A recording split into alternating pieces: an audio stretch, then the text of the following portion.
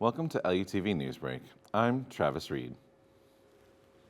Students and teachers attended Cardinal Palooza in full force, where they enjoyed free food, free drinks, and a lot of fun activities. LUTV News reporter Joseph Hackney went there to check it out. Carnapalooza started in the evening and lasted through the night with a petting zoo, bull riding, and so much more. Students and teachers could come out for the first time to enjoy it. This is actually my first time at Cardinal-Palooza, and this is my last semester.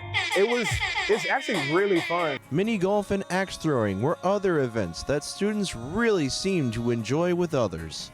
Mini golf for sure. I'm not a big mini golf person, but I'm competitive. I got my day here with me, so yeah, I'm enjoying it. What? I can't wait for that axe throwing though. I saw that. Hey, see me at the axe throwing place. I'm gonna win. But not just the events were good, but the food and the drinks were delicious. I personally got the burger, but the lemonade was amazing. They put like a whole orange in it. Amazing.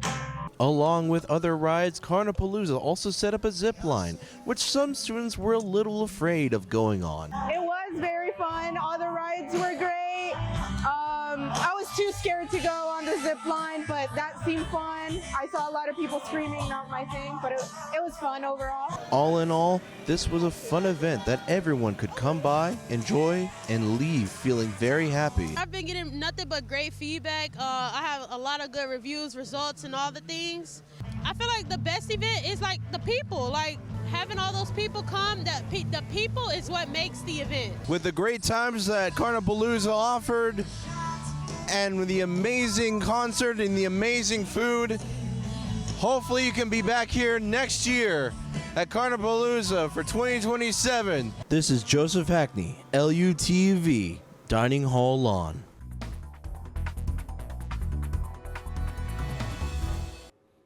The dining services on campus feed students, teachers, faculty, and the community every day. And through their joyful series of events, they've helped create connections through food. I spoke with Jennifer Melnichek about their impactful upcoming event.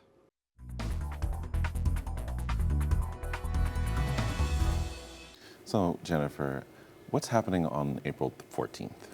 We will be hosting Impactful in the Dining Hall. It will be our last of the Joyful series that ran over the past 5 years. It's been a way for us to reach out and help the students interact and engage and build community. We focused on wellness, different sustainability efforts, and giving back in the community. Okay. And is this going to be a closed event or an open one where students can come in, or? It is an open event in the dining hall. You just have to swipe if you have a meal plan, pay the door rate if you don't, and we will have a bunch of activities going through the dining hall from 11 a.m. until 2 p.m. That sounds amazing. One more thing about the joyful event. I wasn't keyed in on it until just now. Do you have any details on what you've been doing throughout this event? So every semester we would hold at least 2 celebrations, and they would theme around different events. So we'd have a welcome back when the semester first started. We had thankful right around Thanksgiving. We had delightful right around Valentine's Day in February, and so on. Oh, all right. So there's usually something big happening around every holiday or event. Yes. That's amazing. I guess that's why we feel so at home here on campus. To hear more about the Lamar dining events, you can go to dineoncampus.com/bigred. Check out the full interview on LUTV News and Media Online on YouTube. Even the gaming community isn't safe from the toxicity of the real world. In this edition of LD's Nerd Corner, resident nerd Landon Doucette and I sat down to talk about how the toxic behavior is spreading.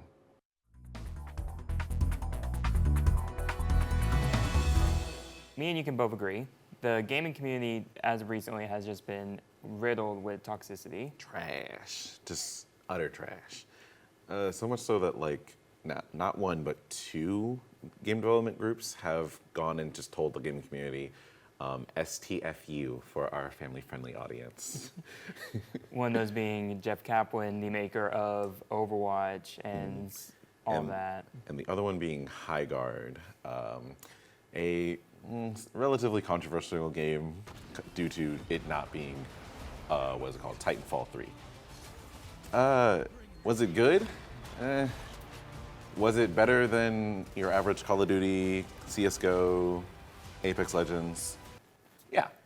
For me, I would say Highguard it got some of the hate that it could have got because it tried to be too much things. There was so many different systems and there was just so much that it was trying to be, but just for it to crash and burn like 3 weeks in. It got it got 2 months, thank you. And as one of those people that actually did play it to its death, I could see that it was actually growing and they were listening to their community, which is actually pretty interesting that they were very similar to what I feel from Jeff Kaplan's, a group that listens and tries to grow their game based on their community, but the community just didn't want to give them a chance.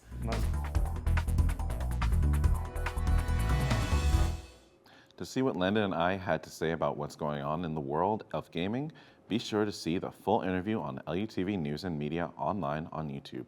Or, if you have suggestions on what LD could do next, be sure to check out LD Media's Corner on Instagram and Facebook. An early spring is bringing more than just warmer weather to Southeast Texas. It's also triggering allergy season sooner. LUTV News reporter Hunter Abate has more from local pharmacy.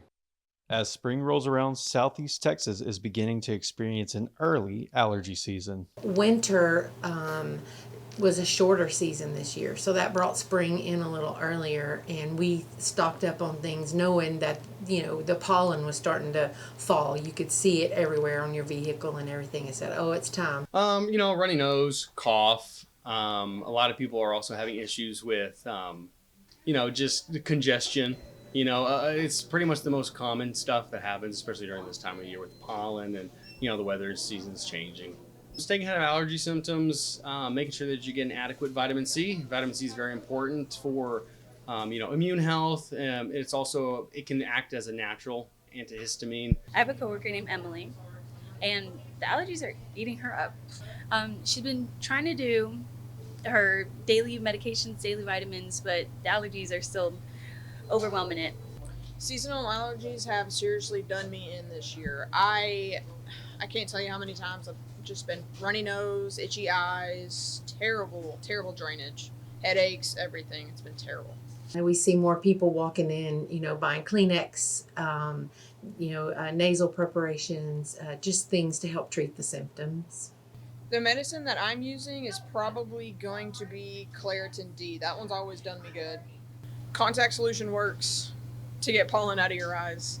I'm serious. I would always recommend to always consult with a pharmacist just so that they're actually getting what they need, as opposed to trying to treat something over the counter with something that's not necessarily going to be good for their specific symptom that they're having.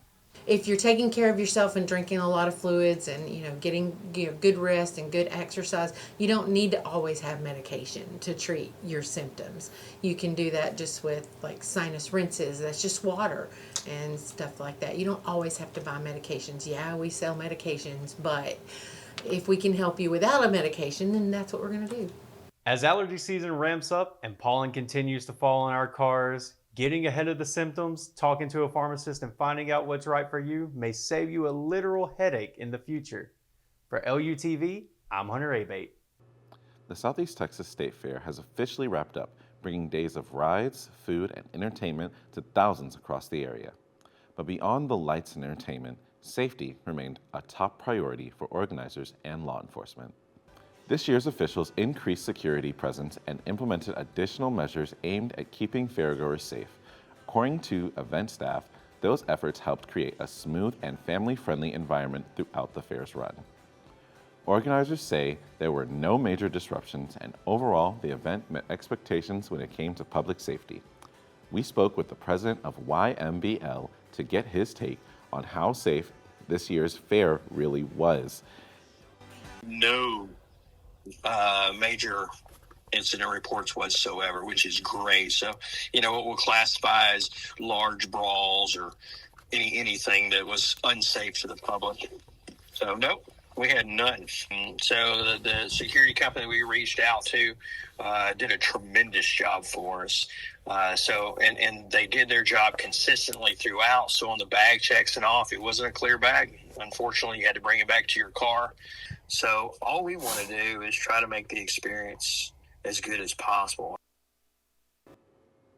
Starting off the week, we have experienced some cool mornings, but by noon, things start to warm up. Let's take a look at LUTV weather forecasts. The sun has made its appearance all week and will continue for Thursday and Friday, with our highs in the high 70s and lows in the 60s. We can expect a rainy weekend with highs in the 70s and lows in the 60s. We'll also see a little of that rain moving into next week as well, with roughly the same temperatures. Be sure to keep those jackets close for all of your weekend festivities. That's it for LUTV's 7-day weather forecast. Thank you for watching LUTV News Break. To see more content from LUTV News, follow us on X, Instagram, and like us on Facebook. Be sure to join us next time for LUTV News, where your campus, community, and culture news come together.